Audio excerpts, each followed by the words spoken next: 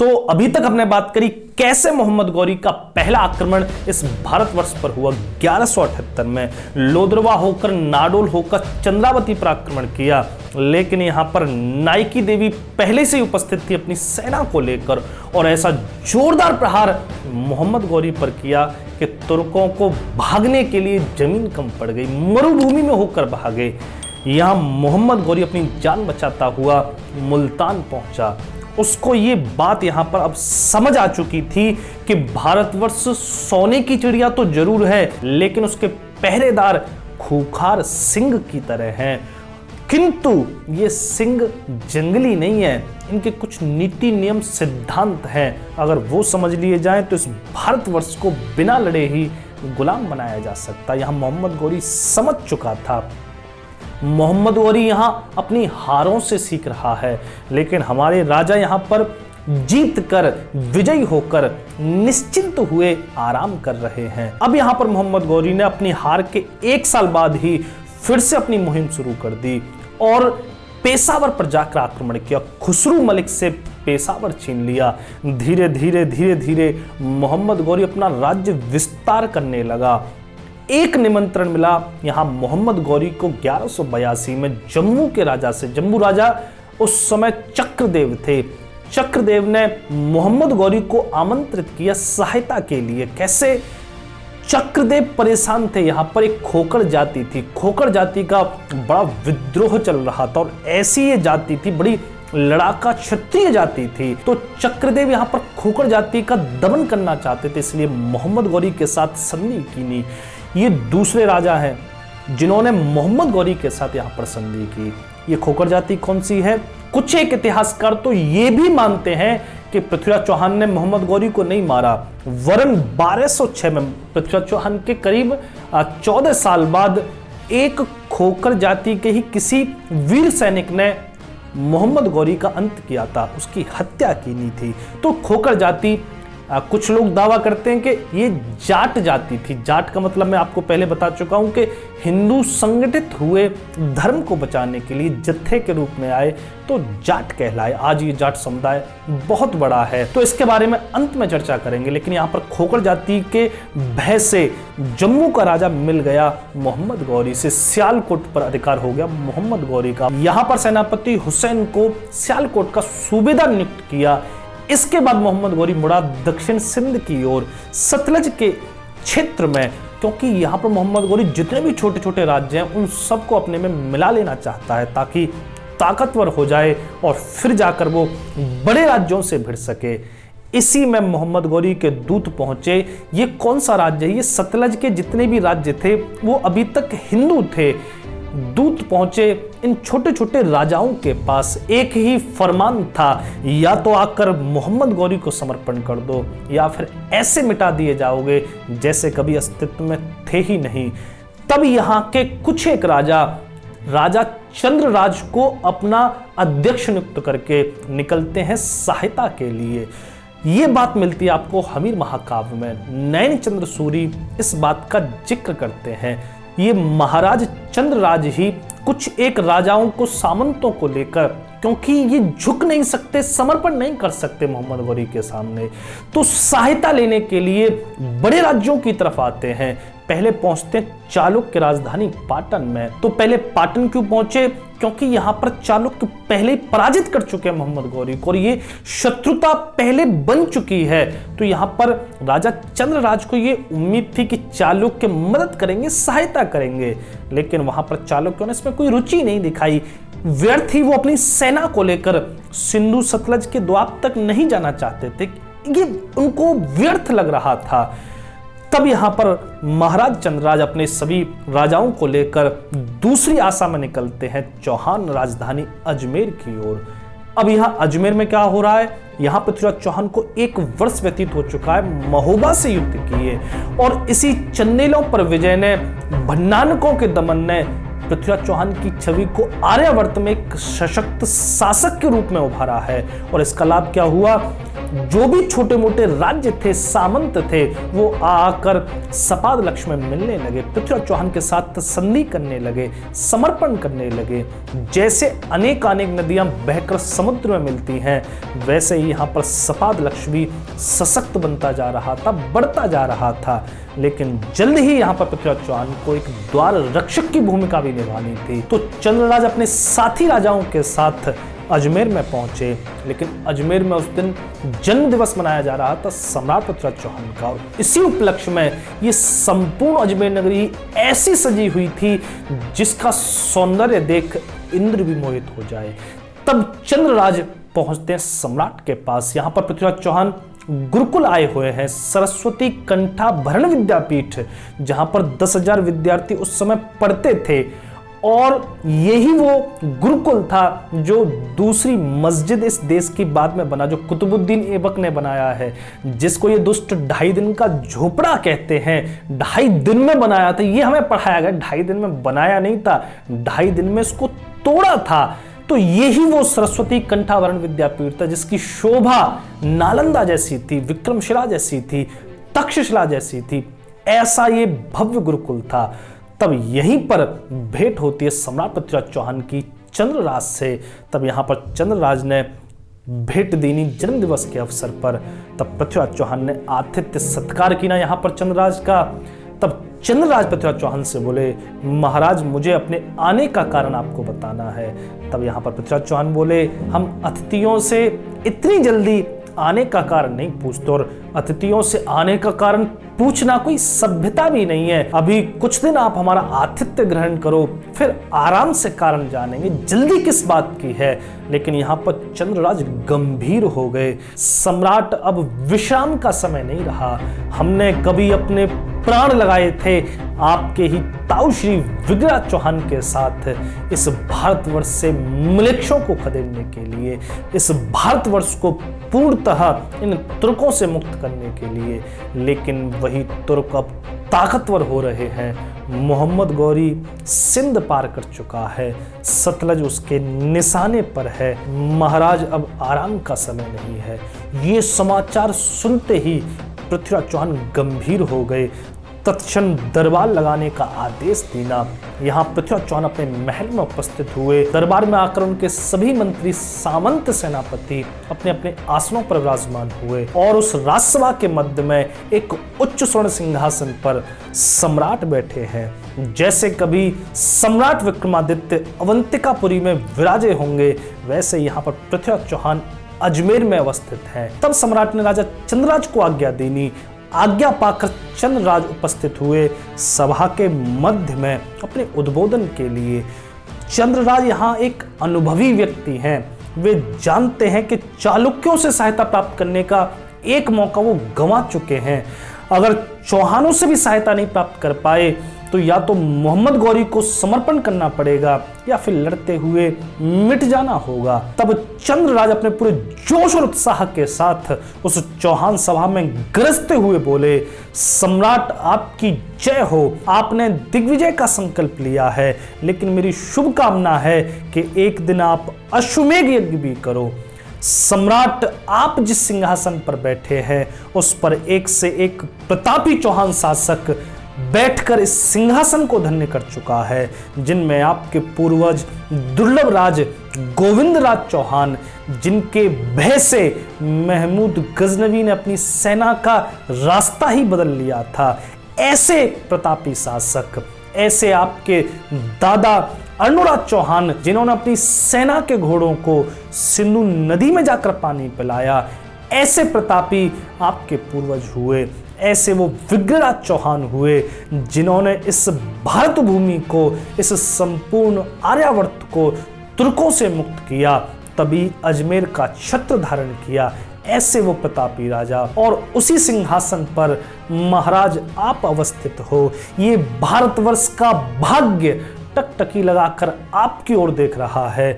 अरे वो विधर्मी हमारे गांव बस्तियों को फूंक रहे हैं, हमारे देव स्थानों को नष्ट भ्रष्ट कर रहे हैं। महाराज, अगर आज आप हमारे साथ नहीं चले तब भी हम लड़ेंगे, क्योंकि हम घुटने तो नहीं टेक सकते। हम क्षत्रिय क्षत्रिय हैं, हम अपनी अंतिम श्वास तक जूझेंगे।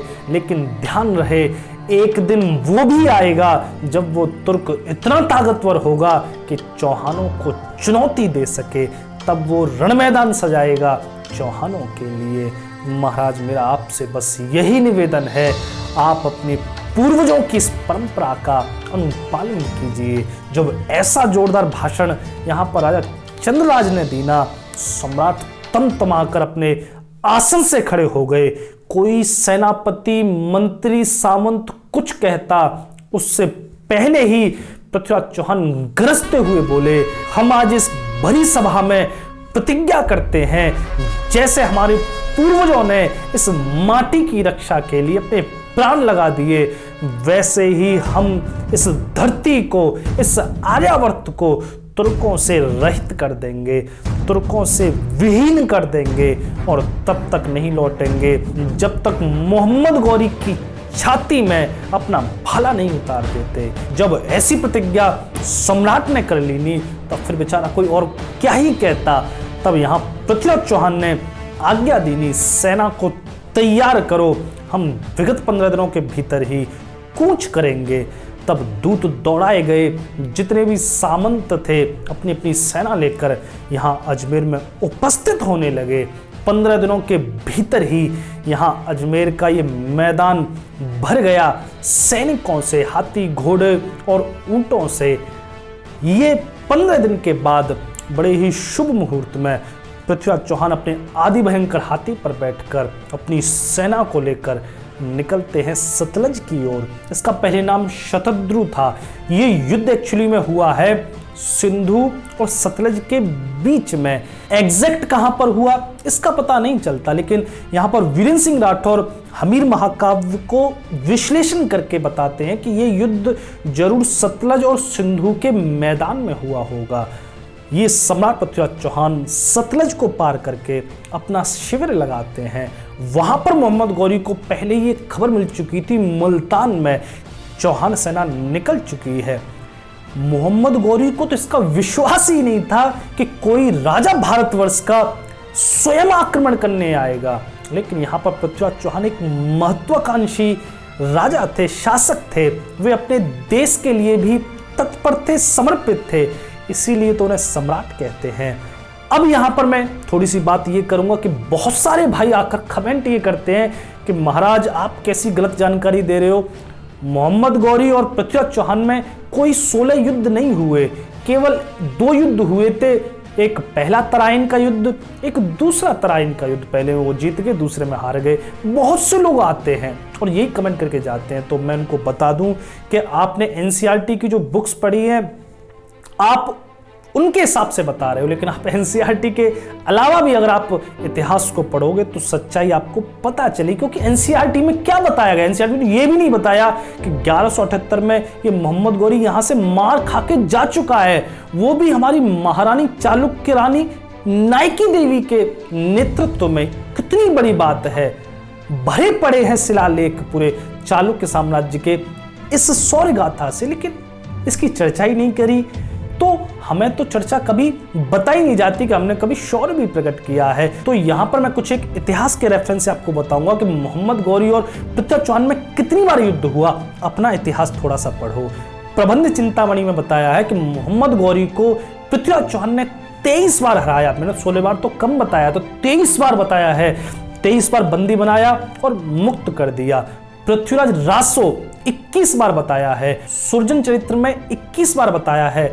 प्रबंध कोश में 20 बार बताया है। आप देख रहे हो ये सब इतिहास है, कई सैकड़ों साल पुराना हमारा। और पृथ्वीराज प्रबंध में ये 8 बार बताया है और पुरातन प्रबंध संग्रह में ये 7 बार बताया है।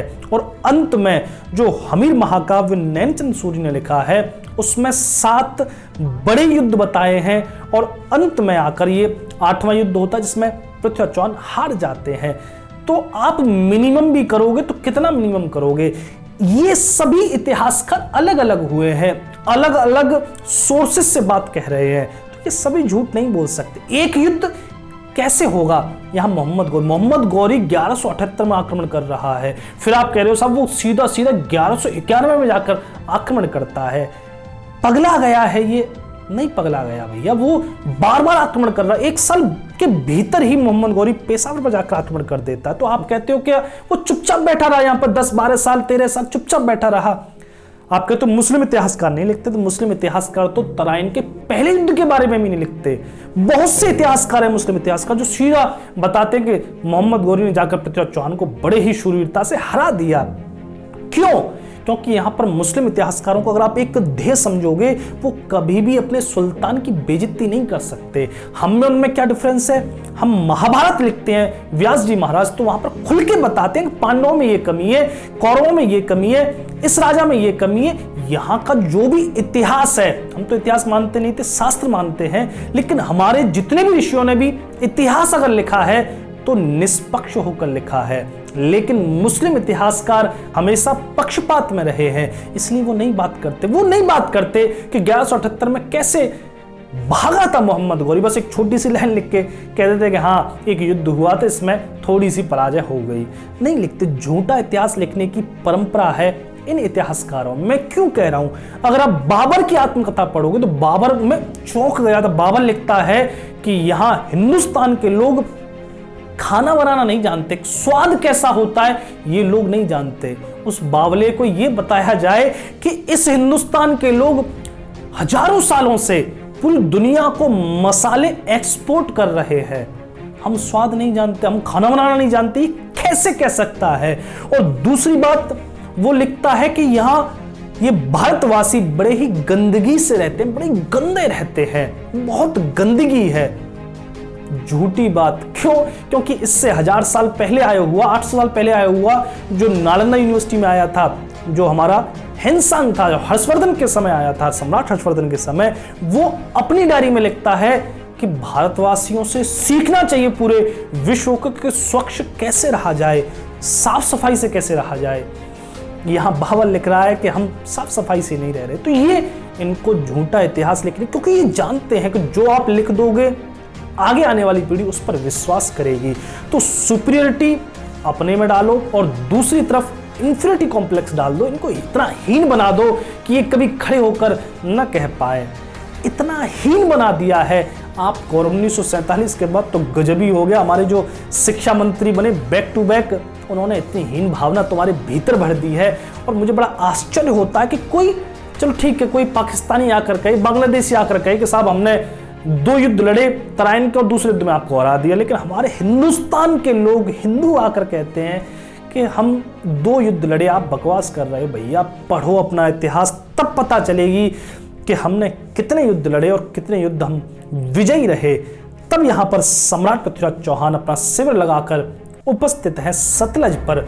मोहम्मद गौरी भी यहाँ पर जम्मू के राजा की सेना के साथ, अपनी तुर्कों की सेना के साथ और अपने भाई जो ग्यासुद्दीन था वहां से भी उसने सेना मंगाई हुई थी, तो अपनी सशक्त सेना को लेकर सतलज के मैदान में पहुंचता है। दूसरे दिन ये चौहान और तुर्कों की सेना एक दूसरे के आमने सामने हुई। यहां पर मोहम्मद गौरी पहले ही व्यू बना चुका था, पहले ही समझा चुका था कि हमें सिर्फ और सिर्फ यहां पर पृथ्वीराज चौहान को ही टारगेट करना है।